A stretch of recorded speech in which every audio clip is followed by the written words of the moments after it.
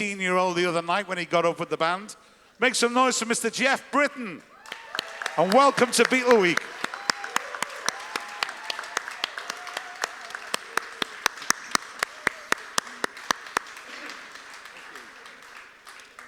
Sit on this. Yeah.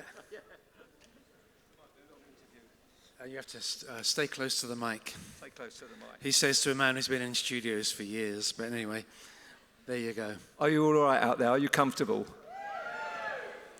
Are we in for a ride? Well, for me, it's just the whole weekend's been wonderful. And I have to thank everybody, especially John Keats, getting me over. I did say to him, don't wait another 40 years, John.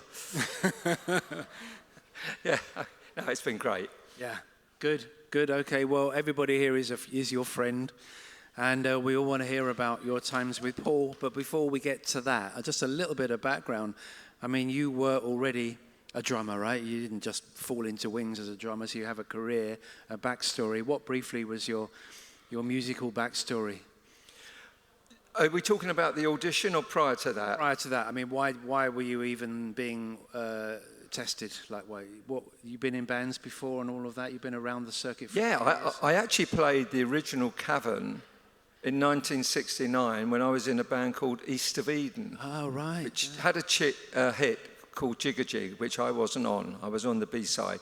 So, no, I'd been playing since, just like Paul and the Beatles, I started and semi-pro bands. And I'd worked quite extensively for the Club Mediterranee, Club Med. It's a holiday organisation. And so I was gigging holiday resorts throughout Europe. And ironically enough, having done that made the difference between me and there were 52 drummers at the audition over 3 days, which came down to 5. So those other 47 didn't do something right. And having worked in the Club Med and playing a particular way, it made a difference for me because the other 4 guys, in my opinion, eclipsed me. They were all the hot drummers of that time. Elton's drummer, Rod Stewart's drummer, Dire Straits, Rock Pile's drummer. You know, great guys. I used to go and see play. So I think what got me there was my musical background, having played the Club Med. Club Med, and where was that? Across Europe or just in? Yeah, I did, in fact, Cadaqués in 1967 when dear Tommy Simpson, our cyclist, died in the Tour de France. Remember that vividly.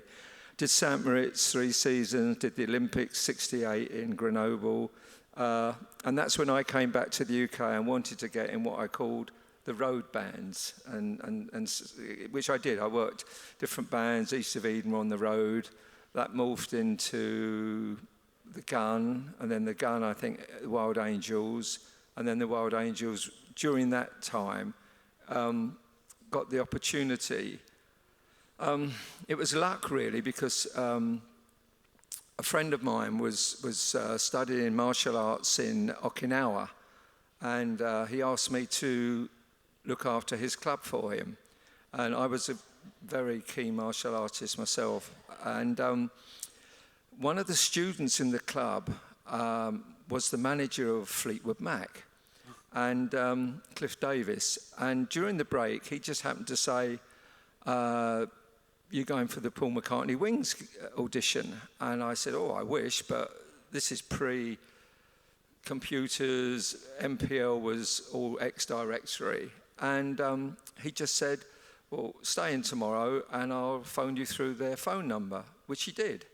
And I phoned them and they said, you're too late. We've had hundreds of applications. But this particular man, Alan Crowther, who worked for MPL, absolute diamond of a man, we just kept talking, and he said, you know what, I'm going to put you on the list. And that's how I managed to get the audition. Right. So was it advertised? Did Wings advertise? Was it just word within the business? No, it was mentioned. In those days, the Melody Maker and the New Musical Express, they were like our encyclopedias, our Bible. Yeah. And, you know, all the gigs, all the people looking for work, all the gossip, those, you know, you read those avidly from cover to cover. And it was mentioned in the I used to get the Melody Maker every week, and it said, Paul was auditioning for drummers, and that's how the conversation came up in the break at the karate club in West Wickham. Right. So, had you not done martial arts then, you wouldn't have heard about it. Well, I heard about it, but I wouldn't have had the in from Cliff Davis. He brought it up in the break. He said, "Are you going for the Wings audition?" Like, matter of fact, you see, because being the manager of Fleetwood Mac, he moved in those circles of management. Yeah, indeed. So, what did you know of Wings? Were you a McCartney fan? Were you interested? Did you hear the tracks? Did you know the music? Okay, like I think most of us here, I was and still am a real Beatles fan. All of us here, I think we can say. We can say. I'm glad you said that. And like all of us at a certain age, their influence, not only the music, the time of our lives. I'm of equal age to them, so our influence is, in fact, going back to the audition, when I finally got to play with Paul, he turned around to me, and we're just in the corner of the Electric Ballroom in Camden Town, just set up like any little semi-pro band was set up and have a blow. And he turned around and said, "Do you like rock and roll?" And I said, "Hang on, Paul.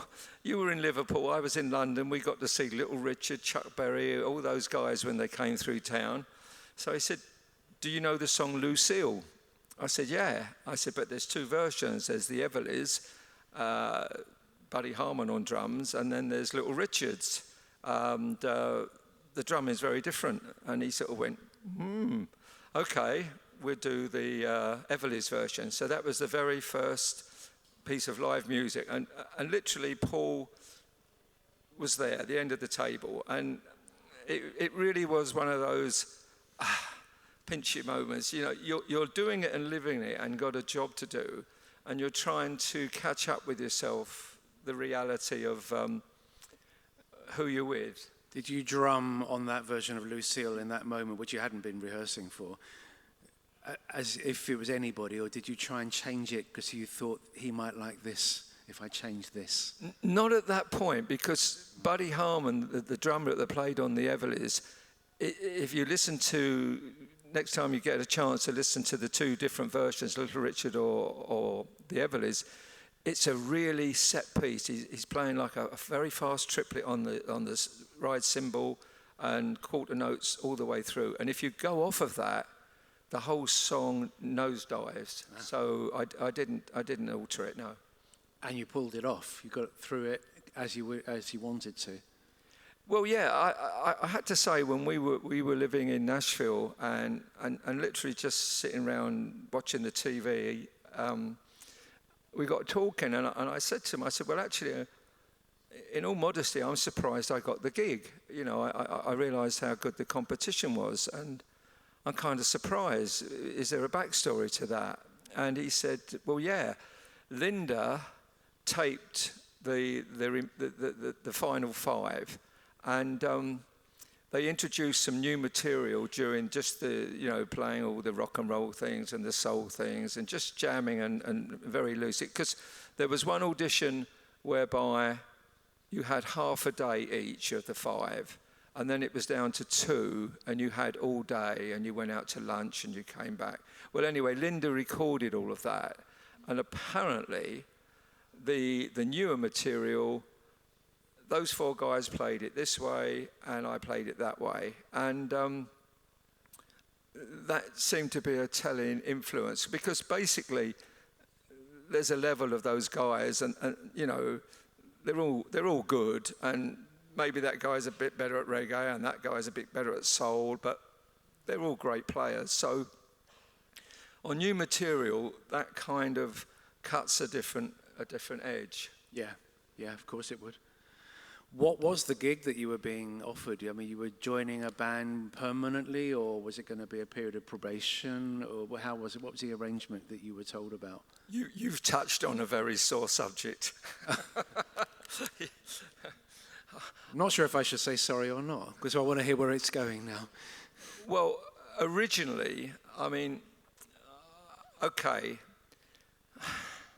The original deal, I was promised 2%. And we all were. And Paul wanted it to be not Paul McCartney and Wings at the time. He wanted it to be Wings. He wanted to be out of that sort of extra limelight. And I mean, bit of a dream, and considering who he is. But he wanted it to be kind of like a band, and he wanted the participation of everybody. And I was offered that 2%.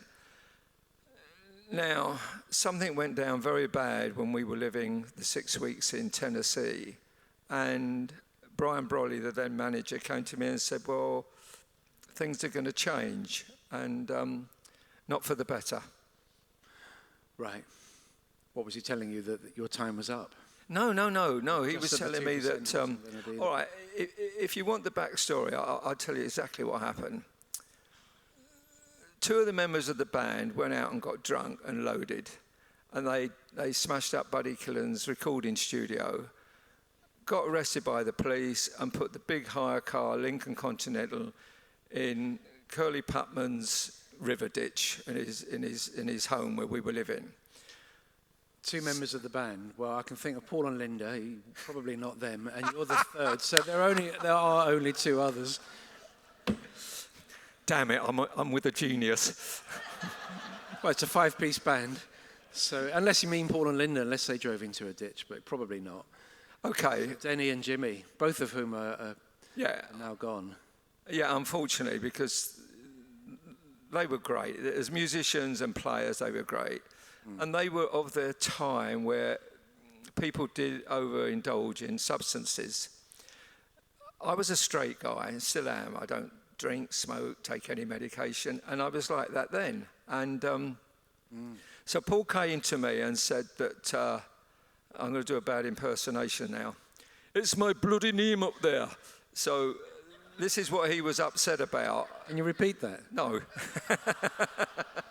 It's my bloody name. It's my bloody name up there. Right. He was meaning that the fallout from that night's escapades, it was going to be his name in the paper, not the culprits. Yeah. Totally valid. So he actually wanted to break up the band, keep me, and come back to England and find 2 other musicians. That's what he said to me when we spoke. Ah. I said, well, every band has its hang-ups and problems with certain members, too much booze, too much drugs, whatever. But when we were in Curly Putman's garage, where we were rehearsing every day, equipment was there, this guy's house. He's moved out and MPO hired it for us. I said, there's magic in there. We've got something. And if it's just a question of curbing their exuberance, I tell you what, when we're invited out for parties and what have you, I'll go and I'll bring them back. I'll be the straight guy. And, I thought that would do it. And in the short term, it did do it. There weren't any more problems. We went out, we go and see Freddie King play or something, and they afterwards have a few drinks. I'd hang with the guys. And then, because Nashville was still like a 40-minute drive from his ranch, Curly Putman's ranch. So I'd do the driving, I'd be the straight guy, keeping my end up, and it worked. And then we came back to England, and then there was the one-hand clapping. And I'm so grateful for that being released, because I don't like blowing my own trumpet, but I actually think the band is really hot on that when we play, Definitely. Yeah. And thank you. Yeah, and I wrote Paul a letter at that time on receiving it, and just saying how good it was, and had we released that then, I don't know if you remember it, but at the time the press really had it in for Linda. And I wrote in the letter to Paul saying, if we'd released that then, we could have blunted all their knives, because they wouldn't have been able to stab her in the back, because she actually did a really good job. Mm. Yeah, she holds her end up. There's only 5 of us. And one other, as a corollary to that, a friend of mine not that long ago, he emailed me and he said, you've got to listen to Geoff Emmerich's podcast. Listen to it to the end. So I did. And Geoff, of course, he was with us all the time. We did the one-hand clapping. And so the podcast, obviously, he's done Sergeant. I mean, it's just a great, great career. So at the very end, the interviewer says to Geoff Emerick, it was kind of like a weird question. It was almost like, can Paul really, does he really deliver when he's in the studio? Does it? So Geoff said, well, there was one incident, he said, many years ago, he said that the band, Wings, when Paul had Wings, and they played, just set up in a line in Abbey Road, and Geoff Emerick said, it's the most powerful, energetic thing he ever recorded. Oh. Imagine that. Yeah. Yeah. So, I mean, I got to say, that blew me away. It upset me because I thought, well, why wasn't I still part of that? But nevertheless, it was a compliment that I deeply appreciated. Yeah. Did you get a reply from Paul when you wrote about the video release? Wrote the letter? Clapping, yeah. I'm going to bellyache here. I wrote that letter, and I wrote it from Spain. So after about 6 or 7 weeks, I phoned MPL up just to say, did you get the letter? It wasn't a begging letter, nothing like that. It was purely the pleasure and the relief I got hearing one-hand clapping. And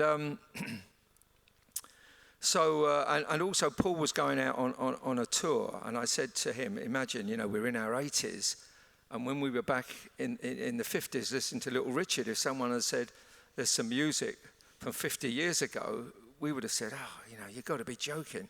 And yet, 50 years later, it's still currency. That in itself is truly surprising. So I commented that him being, that age and going out on tour, he was an example to all of us. So that was the nub of the letter. And what happened to me just after the leaving Wings and having a divorce and moving and stuff like that. And so I said to the MPO, did you get a letter from me? And I put on the back it was from me, rather than they think maybe it was an anonymous fan or begging letter or something. So the instant reaction was, oh, the post is terrible. Oh, the post is terrible. So much goes missing. So I said, well, hang on a minute. I said, I've been sending letters for 35 years from Spain, Christmas cards. And I said, no one's gone. I said, this isn't a farm track up some, in the Cotswolds. I said, this is MPL Soho Square. So then they referred me to somebody else, and they said, no sign of that letter. So I thought, this isn't right. So I had a copy of it, thanks to my partner Magpie. She fortunately kept a copy. So I had a copy. So I said, it's all right, I'll send another one. And by this time I was speaking to Steve Ichel, and he promised me that he would give the letter to Paul. That's as far as I know. And that was probably, hang on a minute. Magpie, how long ago was that? August. Was the last time I spoke to him. And it was last year. Yeah. So I don't know if he got the letter, but I know that MPL had the letter. Right, okay. Did they need to contact you for clearances and permissions and things to use the film publicly? No. I got them getting in touch with me to send me the album, and I got a T-shirt and I got a sweatshirt, and no, nothing like that. The only time I was asked on a release was back in 2004 or something. They were bringing out Wingspan. Oh, yeah. And I got a letter saying that would I make myself available, if necessary, for any kind of promo, and nothing was needed. Right. So that was when it was still the old management, and they still kind of knew of me. Now it's become a bit corporate. Alan Crowder was still there then, so... Alan was a beautiful man, really just a lovely human being, sad loss. So from that Nashville period, Junior's Farm. You're on Junior's Farm, Sally G. Yeah, we did that in Tennessee, recorded it there. Yeah. And that Junior's Farm, a lot of McCartney fans love that song because it's really good upbeat rocking track. Any particular memories of recording Junior's Farm or Sally G or any of those other? Yeah, a lot of memories actually. The film, the one hand clapping film, doesn't have Junior's Farm on it, which, in my opinion and friends of mine's opinion, that version is better than the single we cut. Primarily based on the fact that we were all very familiar with the song. Normally, you kind of live with the song and work it and play around with it, especially if you can play live with it. And then you record it, and then you've ironed out all the kinks, if there are any, in a song. Yeah. But what we did in Nashville, well, we were rehearsing the song in the garage, and then we get invited by Buddy Killen, our host, who owned the Sound Shop recording studio, and among other artists who I was a fan of, he had the soul singer Joe Tex. So the thought of recording in that studio was like, wow, yeah, let's do it. So yeah, we just up sticks and went to the studio, and for me it was a double treat because Atlantic Studios had a drummer called Roger Hawkins, and Roger played on Aretha Franklin, Wilson Pickett, When a Man Loves a Woman. Great drummer. And he actually toured with he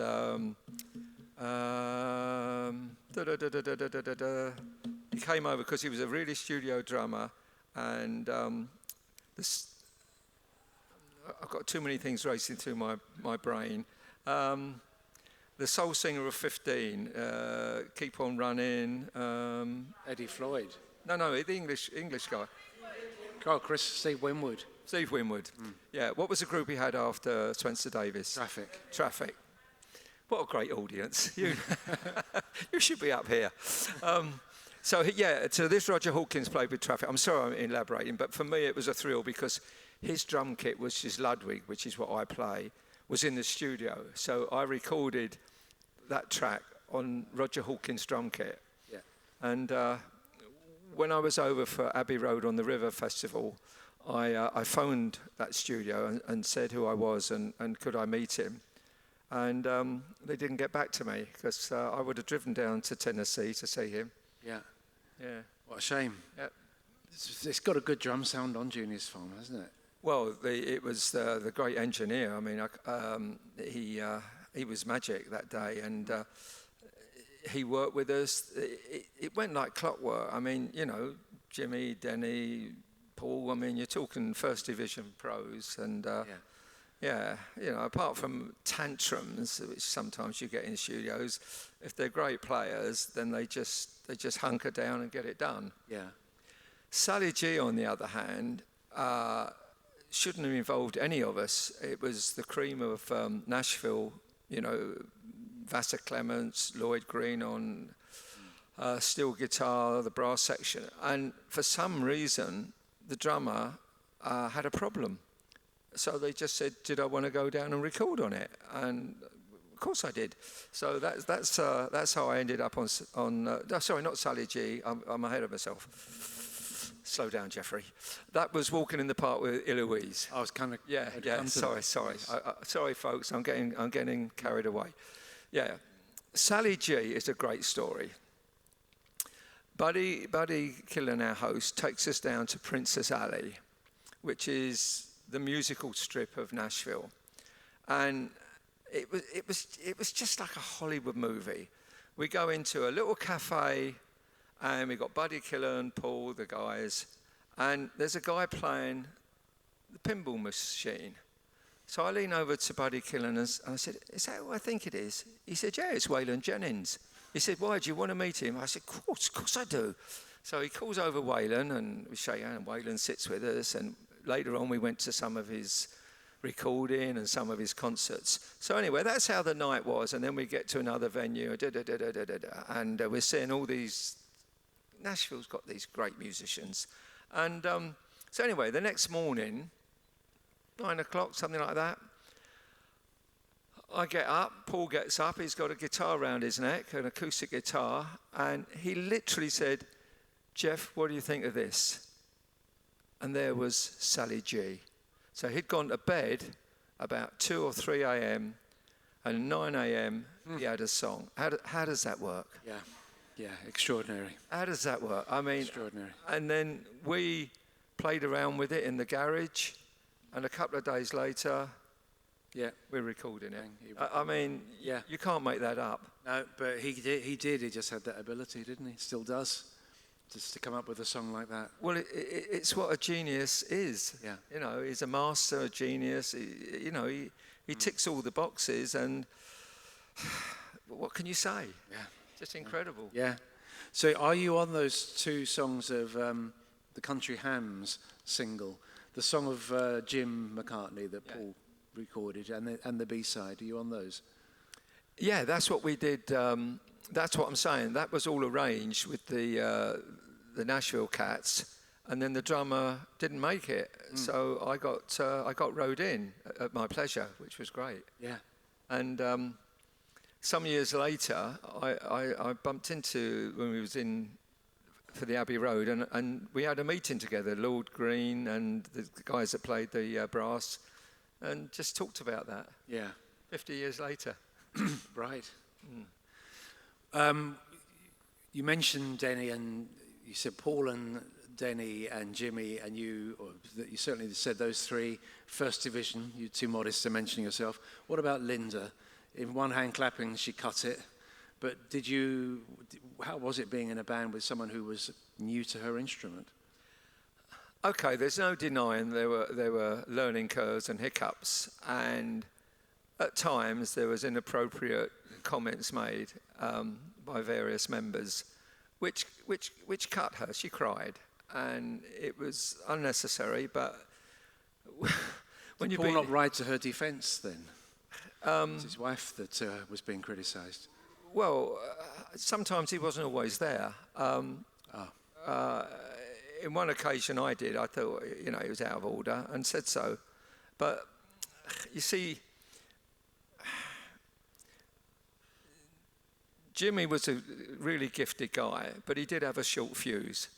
And he didn't suffer anybody. He'd blow his top quickly. So that would be evident. But Linda, all credit to her, she stuck to it, she persevered, she practiced. It was an anomaly. You got 4 guys, first of all 4 guys and 1 woman, that's an ordeal. The woman's married to the biggest superstar on the planet, that's another big ordeal. She's in a band, she's singing, she's learning an instrument, and you've got 4 seasoned guys, and you've got a novice. So you've really got to be super tolerant, super supportive, because in her case, if you see that she actually has the ability to do it, then you shouldn't be destructive. You've got to be constructive, because at the end of the day, one hand clapping proves it. She cut it.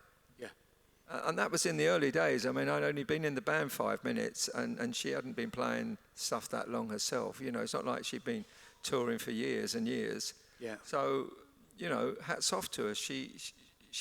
You've only got to look at that film. There's no passengers. Yeah, that's right, absolutely. So it's good for all sorts of reasons, one hand clapping, for the fact that you're in it, but also the fact that Linda is there proving that she could play.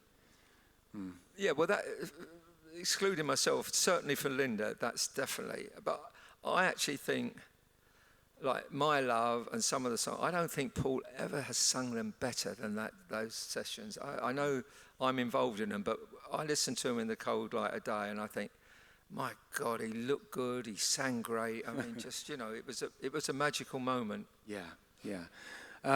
Was there a plan to do a whole album in Nashville, or was the album going to be the project after that? No, the recording in Nashville was a fluke, a real one-off. There was nothing planned. That came just by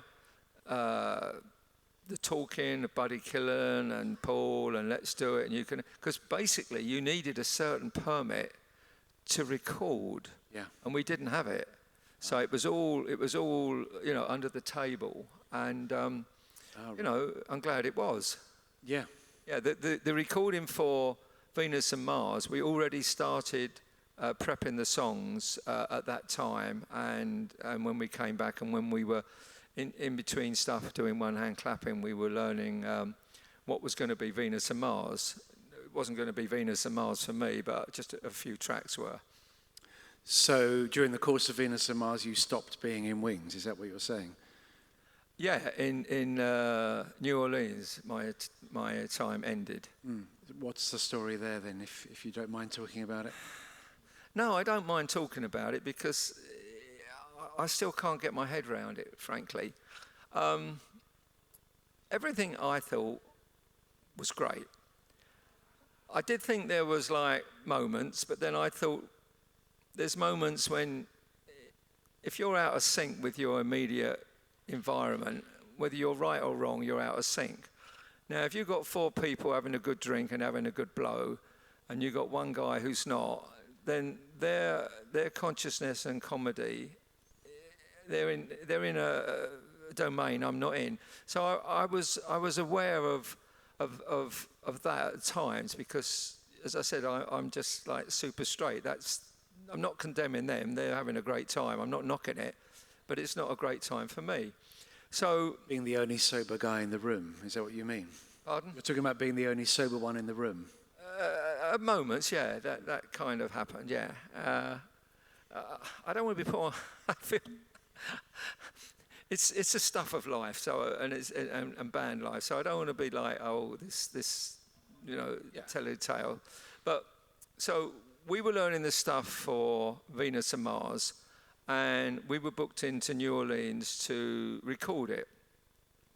From the moment we got to New Orleans, and we did some stuff. I think Odd Socks and stuff like that is on certain B-sides and EPs were recorded just as throwaway little tracks while we were getting the feel of the studio.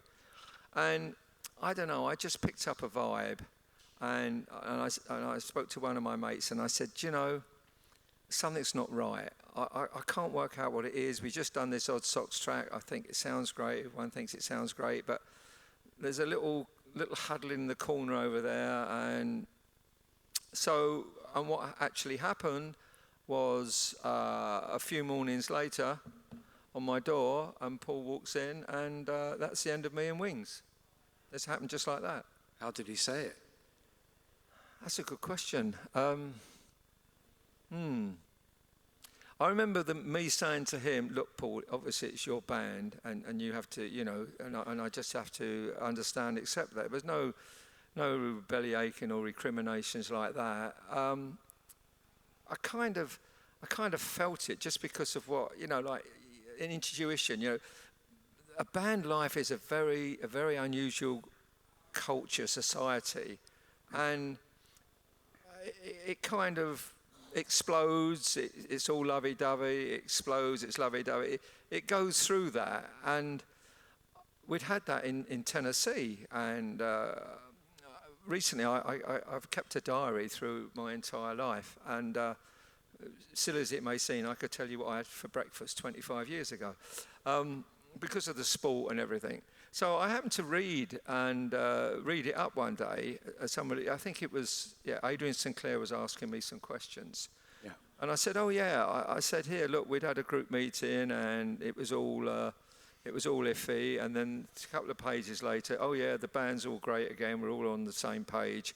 So some bands live like that for a whole career. You take the Who or something, they had massive fallings out and they're still the Who. They're still a great band. So I didn't, apart from that sensibility of thinking, something's not right, I sense it. So when he came, the disappointment wasn't saddled so much with shock. You get a sense for things. You had a sense of it arriving, but you didn't know how it would be delivered. And I'm actually really pleased about one hand clapping, because like I became a little bit of a sort of a mystery, you know, things were said this and things that I said that. But some of the American reviews on it have exonerated me and said, oh, you know, finally we got an album with Geoff Britton on it. It was worth the wait. And, you know, for me, that was very, very touching. Yeah, yeah. Are there tracks on Venus and Mars that you appear? You're in the credits on the back cover, I remember seeing when it came out. The two drummers are mentioned there, aren't there? There's you and Joe English. Yeah, I'm on it. That's it. What tracks on Venus and Mars do you have any particular memories of? Right. For me, the standout and the disappointment was Letting Go. You're drumming on Letting Go? Yeah. And when we were rehearsing that at Abbey Road, we wanted to get a sound and a drum sound and a feel like the great American soul singer Al Green. So we sent out and we got in normal snare drums between 5 and 6.5 inches, but we sent out, we got this really deep snare drum to get this sound. And we played around with it and we recorded it, and we went up into the sound room with Geoff Emerick for the playback. And the playback was great. The drums were right up in the mix like Al Green. But there is that moment when you're in the studio and you've recorded something and you're hearing it for the first time, and you kind of got to be objective. Is the whole thing good? Am I good? Am I bad? Do we need to do it again? And all this palaver. So Geoff Emerick said to Paul, what do you think? And Paul goes, yeah, you know, he's edging his bets. What do you think, Denny? What do you think, Linda? And everybody's kind of negative. So it came to me and they said, what do you think, Geoff? And I said, well, I'll tell you what I think, and I'm scared you're gonna get it wrong. We've just nailed it, and I'm frightened that you don't think we have, and we're going to play this 1,000 times, and this is still the killer version. And I can't play it better than that. Now, I came out with that because that week I'd been reading about the movie Farewell My Lovely with Robert Mitchum, and I think Robert Aldrich, the director. And Robert Mitchum had done a scene, and Robert Aldrich asked him to do it again. And Robert Mitchum said, I can't do it better than that. And there was silence in the studio. You got the big star, the big director. So anyway, Robert Aldrich acquiesces, and okay, next scene. So that night, they show the rushes, and they see that scene, and Robert Aldrich walks up to Robert Mitchum and said, Bob, you were right. So I was just echoing that. I got the nerve to do it because of what Robert Mitchum. So then I said, well, look, Paul, your house is just up the road. Let's get an Al Green record in here and listen to it, and then listen to Letting Go. Good idea. So off goes one of the crew, comes back. And this is the days of records, remember? No smartphones. So bosh, on goes Al Green. We listen to Al Green jogging along. Bosh, Letting Go. And everybody's like, wow, we got it. So I thought it was a killer track. But the version that came out, I was really disappointed because I was so down in the mix that all that we'd done to get the Al Green sound got elbowed out the back. So after your enthusiasm about the mix, it got remixed or got mixed in a different way? Oh, no, I was only in on the backing track. The mixing is way down the road when they put the brass on. And of course. Yeah, of course. What a shame. So do you have a recording of the version that you enthused about that night? Do you have an early mix of it? No. Right, well, maybe there might be somebody out there who actually has it, a McCartney collector. It's possible that, you'll end up People have got things that are amazing. Yeah. So here you are, 50 plus years on, talking about it. I mean, it's quite extraordinary, isn't it, that its interest never goes away? Well, as we said briefly out there, Mark and I were saying, I said that unless you were right there and lived through it, it's really hard to equate to today's music and how it is. The Beatles had just been to America, and in those days the news agents would have a news agent's board out the front, and the news agent's board said, they're back. And the front page of the Daily Mirror or whatever my dad used to get, they're back. And you knew who they were. Now, you can't imagine that happening today. They were just so in every aspect of people's consciousness, you know, whether it was having an argument with the Prime Minister Wilson over the terrible tax he was putting on them, or whether it was the fashion, whether it's who they were going out with, their great music. They were just in every aspect of life, from children to grandparents. And the test of time has proved it. I mean, I still put on their records and listening to it. It's almost like from the first time and thinking, oh, Ringo really got that right. That was great. Or another bit in the song, you know. And it's to me, it's like Elvis Presley and Bill Haley. It's never dated. It's still great. Yeah, I agree. I'm sure everyone in this room would agree, and everyone would also agree in thanking you very much for coming along. Oh, thank It's been you. brilliant to have you here for your first ever Beatles Week convention. Thank you. Thank you Geoff very Britton. much.